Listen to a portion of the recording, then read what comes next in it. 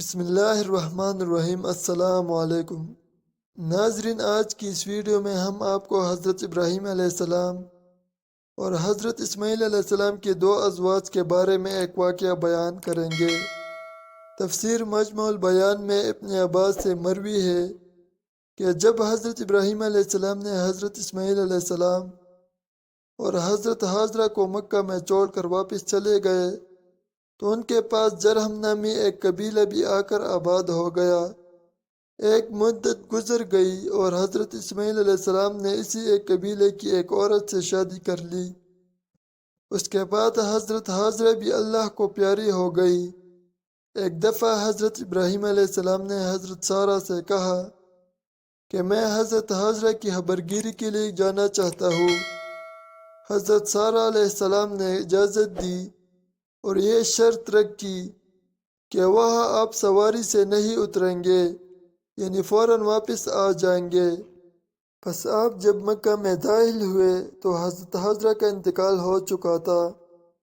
حضرت اسماعیل علیہ السلام کے گھر پہنچے اور ان کی بیوی سے ان کا حال پوچھا۔ اس نے کہا کہ وہ بال بچوں کی خوراک کے لیے شکار کو گئے ہوئے ہیں۔ واضح رہا کہ مکے کی زمین میں زراعت وغیرہ نہیں تھی اور حضرت اسماعیل علیہ السلام حرم سے باہر جا کر شکار پکڑ لاتے تھے۔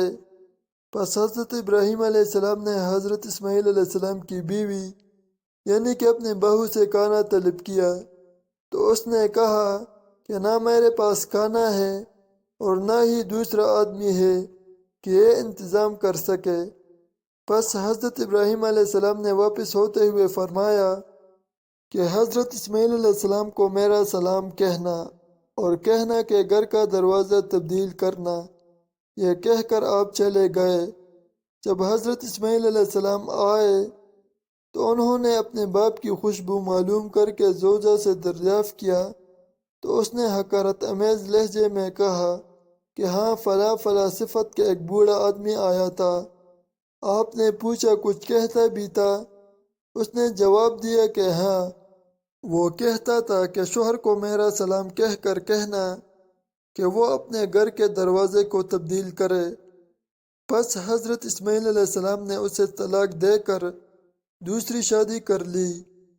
کچھ عرصہ بعد حضرت ابراہیم علیہ السلام نے اپنے زوجہ سارہ سے حضرت اسماعیل علیہ السلام کو ملنے کی خواہش ظاہر کی تو اس نے اجازت دی اور پھر وہی شرط لگائی کہ سواری سے آپ نیچے نہیں اتریں گے اور فوراً واپس آ جائیں گے۔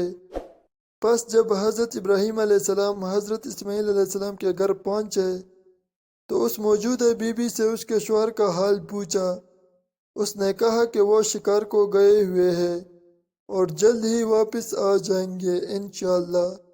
خدا آپ پر رحم فرمائے، تشریف رکھیے۔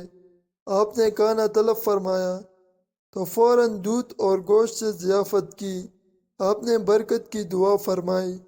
اس نیک بخت عورت نے آپ سے اترنے کی خواہش کی تاکہ ان کے سر سے سفر کا گرد و غبار دھو ڈالے، لیکن آپ نہ اترے۔ وہ فوراً ایک پتھر اٹھا لے آئی اور آپ کے دائیں طرف رکھ دیا۔